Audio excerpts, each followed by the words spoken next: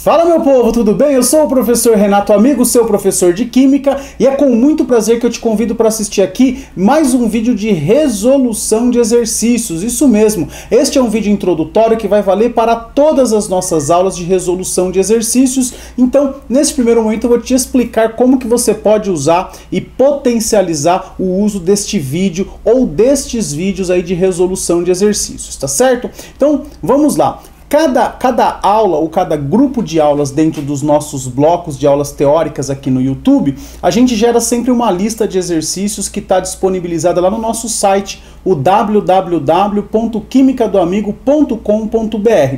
Você, depois de assistir a aula ou aquele grupinho de aulas teóricas, você vai no nosso site, faz o download da lista, resolve os exercícios do conforto do seu lar, confere suas respostas com os nossos gabaritos que também estão postados no site. E se você teve dificuldade na resolução de algum exercício, eu venho agora trazer essa novidade, que é a gravação da resolução de todas as listas que estão disponibilizadas no nosso site.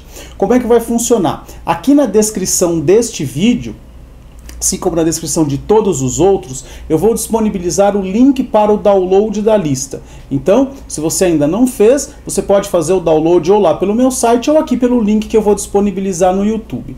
Além disso, eu vou disponibilizar para vocês também o instante exato do início da resolução de cada um dos exercícios. Isso aí eu vou fazer para quê? Para que você possa ir direto ao ponto naquele exercício que te incomodou, naquele exercício que você não conseguiu resolver. De novo, eu estou mostrando a minha preocupação com o seu aprendizado e não com o simples fato de você ter que assistir o vídeo inteiro para pegar a resolução de um único exercício que você teve dúvida. Então, já na descrição do vídeo eu coloco lá, exercício 1 começa no minuto 3.53, o exercício 5 começa no minuto 10.35. Então você posiciona lá o cursor do YouTube, o cursor do tempo, exatamente naquele ponto, e eu inicio a resolução do exercício, com a leitura, com a resolução propriamente dita e com alguns comentários acerca do exercício. É lógico, se você quiser aprender aí de um jeito completo e entender todos os exercícios, será um prazer você assistir o vídeo inteiro. Agora, se a sua dúvida é pontual em um ou em alguns exercícios, nada mais justo que você vá exatamente naquele ponto e tire sua dúvida. Tudo isso porque eu quero que você aprenda Química de uma maneira completa e 100% gratuito. Então, mãos à obra, pegue a sua lista, pegue o seu caderno e vamos assistir mais um vídeo de resolução de exercícios no nosso canal Química do Amigo. Seja muito bem-vindo, seja muito bem-vinda e boa aula! Fala galera, viemos agora aqui para mais uma resolução de lista aqui no nosso canal. Dessa vez a lista de exercícios é do bloco 2, aulas teóricas 6, 7 e 8, mistura de soluções e titulometria. Essa é a nossa aula 2 de 2, onde eu estarei resolvendo os exercícios de 7 a 11, beleza? Então vamos aqui para o nosso sétimo exercício, tá bom? O sétimo exercício é um exercício aí um tanto quanto longo, né, como você pode ver aqui. Está dizendo o seguinte, ó, misturando-se 100 ml de uma solução aquosa 0,1 mol por litro de NaCl com 100 ml de uma solução aquosa 0,1 mol por litro de KCl, a solução resultante deverá apresentar as concentrações molares em mol por litro de Na+, K+, e Cl-, respectivamente iguais a. Então, vamos pensar no seguinte, ó, eu estou misturando duas soluções de solutos diferentes. Então o que vai acontecer é que eu vou diluir a quantidade dessa solução e vou acabar diluindo essa também. O detalhe é que eu tenho um íon comum, então no final eu tenho que somar a quantidade de íons cloreto, tá bom? Então a concentração de Na+ vai diminuir, e a concentração de K+ vai diminuir, e a concentração de Cl- vai ser também diminuída, porém eu vou ter que somar as duas, tá certo? Vamos à parte prática aqui, ó. Então eu vou calcular as quantidades que eu vou ter de sódio, potássio e cloreto.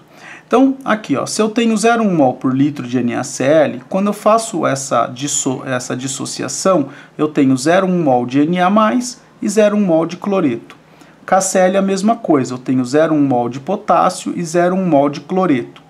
O potássio e o sódio eu tenho a mesma quantidade, tá certo? Então nós vamos calcular a quantidade exata que eu tenho em 100 ml. Olha só, 0,1 mol eu tenho em 1 litro, em 100 ml eu teria 0,01 mol, tanto para o potássio como para o sódio, tudo bem? Então eu teria 0,01 mol de potássio e 0,01 mol de sódio, tá bom? Nesses 100 ml aqui. Olha só, para o cloreto, eu não teria apenas 0,1, tá certo? Eu teria 0,1 em 1000 ml, em 100 ml eu teria Y. Eu teria 0,01 em cada solução. Então eu teria 0,01 mol de cloreto aqui, 0,01 mol de cloreto aqui. Ou seja, eu tenho um total de cloreto igual a 0,02 mol. Tá certo? Porque eu tenho 0,01 em cada solução. Depois a gente vai calcular as concentrações. Olha só, eu não tinha um total de 0,01 mol, só que agora eu tenho 200 ml. Por quê? Porque eu tinha 100 ml da solução de NaCl com 100 ml da solução de KCl. Então eu tenho, no final, eu tenho um volume igual a 200 ml, tá certo? Então eu tenho 0,01 mol de sódio e potássio em 200 ml. Em 1000 ml, né, que é 1 litro, eu teria 0,05 mol por litro. Como eu disse, olha só, a concentração inicial era 0,1, a concentração final é 0,05. O que a gente fez aqui? A gente fez uma diluição, tá certo? Só que eu fiz essa diluição de um jeito diferente. Eu preferi dissociar aqui primeiro para você ver que dá para fazer também por dissociação, tá certo? Então a gente fez aí basicamente uma diluição, diminuindo a concentração tanto do potássio como do sódio. Então a gente vai ter 0,05 mol por litro, tanto para o potássio como para o sódio. A gente já sabe aqui, ó, que a alternativa correta vai ser a A. Agora eu vou calcular para o cloreto. Eu não disse que eu tenho 0,02 mol de cloreto no total, porque eu tinha 0,01 em cada solução. Então agora 0,02 mol de cloreto em 200 ml. Em 1000 ml, para eu transformar isso aqui para litro, tá certo? Então aqui, ó, a gente multiplicou por 5, eu vou multiplicar por 5 aqui também. 0,02 vezes 5 vai dar 0,1. Então, nessas soluções, eu teria 0,05 mol por litro de sódio, 0,05 mol por litro de potássio e 0,1 mol por litro de cloreto, uma vez que eu tenho íon comum, então eu tive que somar as quantidades de cloreto formada, tá certo? Então aqui a alternativa correta é a alternativa A, 0,05 de sódio, 0,05 de potássio e 0,1 de cloreto, beleza? Como eu disse na aula teórica, quando a gente faz a somatória de soluções de solutos diferentes, a gente tem, na verdade, uma diluição, e aqui eu mostrei essa diluição de uma outra forma, beleza? No oitavo exercício, tá o seguinte, ó, a 100 ml de uma solução 0,6 mol por litro de cloreto de bário, adicionam-se 100 ml de uma solução 0,4 mol por litro de nitrato de bário. A concentração dos íons presentes na solução final em mol por litro é... Então a gente vai fazer a mesma coisa que fez lá em cima. Primeira solução, cloreto de bário. Eu tenho 0,6 mol por litro, em 100 ml eu teria 0,06 mol. 0,06 mol de cloreto de bário me dá 0,06 mol de bário e 0,12 mol de cloreto, uma vez que eu tenho dois cloros aqui, tudo bem? Então eu peguei 0,06 de bário, porque é 1 para 1, e 0,06 vezes 2 deu 0,12 mol de cloreto, tudo bem? Na solução 2, eu tenho 0,4 mol por litro de nitrato de bário. 0,4 mol em 1000 ml, em 100 ml, que é o volume que ele deu aqui pra gente, eu teria 0,04 mol. 0,04 mol de nitrato de bário me fornece 0,04 mol de bário e 0,08 mol de nitrato. Tudo bem? Então é 0,04 vezes 1 dá 0,04, 0,04 vezes 2 dá 0,08. Aí a gente vai calcular agora as concentrações. Para o bário, eu tenho 0,06 na primeira solução e 0,04 na segunda. Então eu tenho um total de 0,1 mol de bário.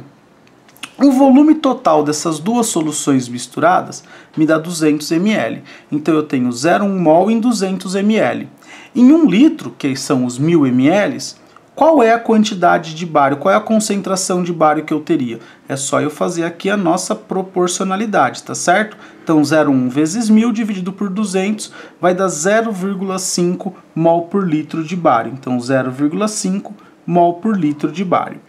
Para o cloreto, olha só, eu não tinha 0,12 mol aqui eu não tenho nada de cloreto, então é só esse 0,12 que vem para cá. É 0,12 mol de cloreto em 200 ml, em 1000 ml, para achar a concentração, eu teria W aqui. Fazendo de novo a proporção, eu tenho 0,6 mol por litro, então 0,6 mol por litro de cloreto. E por fim o nitrato, do nitrato eu tenho 0,08 mol na minha solução, então eu tenho 0,08 mol em 200 ml, em 1000 ml eu tenho X, então a gente tem aqui 0,4 mol por litro. Tá certo? Então o que eu fiz? Eu peguei as concentrações que foram dadas, descobri qual era o número de mol para aquele volume informado, que no caso foi 100 ml. Peguei os dois sais aqui e fiz a dissociação. No primeiro sal eu tinha 0,06 mol de bário e 0,12 mol de cloreto. No segundo sal eu tinha 0,04 mol de bário e 0,08 mol de nitrato. Como eu peguei 100 ml dessa solução com 100 ml dessa solução, essas quantidades aqui de íons estariam dissolvidas em 200 ml. Como eu quero concentração, eu descobri quanto que eu teria de cada um dos íons se ao invés de 200 ml eu tivesse 1000 ml, que é igual a 1 litro. A gente chegou então que para o bário é meio mol por litro, para o cloreto 0,6 mol por litro e para o nitrato 0,4 mol por litro. Beleza? Então, exercício 8 e exercício 7 aí tiveram uma resolução bastante parecida. Beleza? O exercício 9 talvez seja o exercício aí mais interessante dessa lista. Então vamos lá. Sabe-se que a condutividade elétrica de uma solução é uma medida de sua facilidade de conduzir corrente elétrica. Assim, quanto maior a quantidade de íons dissociados, maior será a condutividade da solução. Num experimento, uma solução aquosa de ácido sulfúrico foi gradualmente adicionada a um recipiente equipado com uma célula de condutividade, contendo inicialmente 40 ml de solução de hidróxido de bário 0,0125 mol por litro, conforme mostra a figura a seguir. Enquanto o ácido era adicionado, foram tomadas medidas relativas à condutividade elétrica da solução. O gráfico a seguir registra os dados de condutividade em função do volume da solução ácida adicionada. Então olha só que interessante. Presta bastante atenção.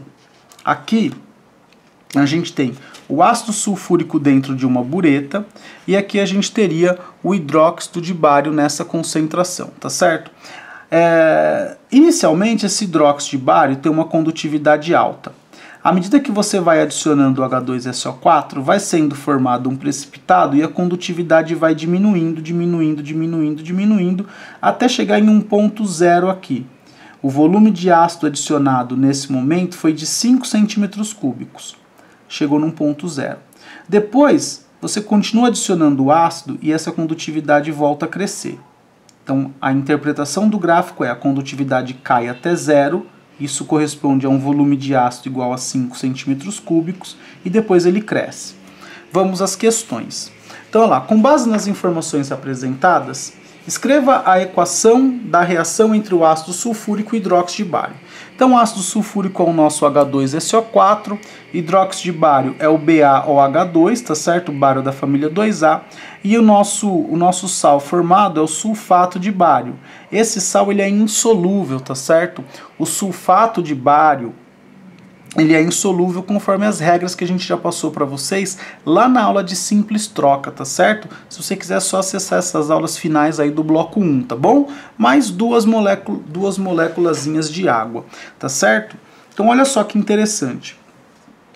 Aqui a gente tem um enxofre para cá, um enxofre aqui, um bário aqui, um bário aqui. 2 com 2 hidrogênios, 4 hidrogênios, aqui eu tenho 4 hidrogênios, eu tenho 2 com 4, 6 oxigênios, 4 com 2, 6 oxigênios, essa equação está devidamente balanceada. Depois ele quer que você explique a variação da condutividade elétrica nos trechos A até P e P até B, de A até P e de P até B. Então olha só, de A até P, a condutividade vai diminuindo por conta da diminuição de íons livres, uma vez que vai sendo formado o sulfato de bário, que é um sal pouco solúvel. Então aqui eu tinha muitos íons dissolvidos de hidróxido de bário. À medida que eu fui adicionando ácido sulfúrico, eu comecei a formar sulfato de bário, onde eu não tenho íons livres aqui, tá certo? Esse é um sal pouco solúvel. Então, o que aconteceu com a condutividade? Ela vai diminuindo até zerar. Quando que ela zerou? Quando todo o meu hidróxido de bário foi convertido em sulfato de bário. Nesse momento, eu não tinha nenhum íon livre mais na solução, porque o sulfato de bário é pouco solúvel e a água não tem íons livres, ou não tem íons livres em grandes quantidades, tá certo? Aí depois ele quer que você fale aqui do P até o B. Por que foi aumentando a condutividade novamente? Então aqui, ó, em P, todos os íons OH- foram neutralizados, logo a condutividade zerou.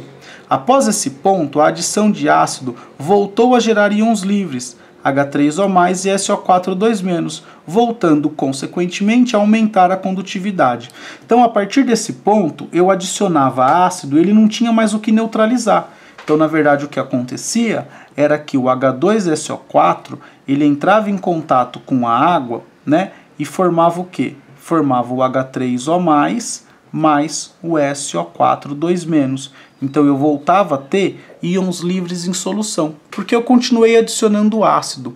Tudo bem? Então aqui, ó, de A até P, a condutividade diminui porque eu estou formando precipitado. De P até B, a condutividade aumenta porque eu estou liberando íons livres do ácido na solução. Maravilha? Então essa foi a questão de número 9. Olha lá, a questão de número 10, deixa eu só ajeitar a folha aqui. A questão de número 10, ela está dizendo o seguinte pra gente, ó. Fazendo-se borbulhar gás cloro através de 1 litro de solução de hidróxido de sódio, verificou-se ao final do experimento que todo hidróxido de sódio foi consumido e que na solução resultante foram formados 2,5 mol de cloreto de sódio. Considerando que o volume da solução não foi alterado durante todo o processo e que na temperatura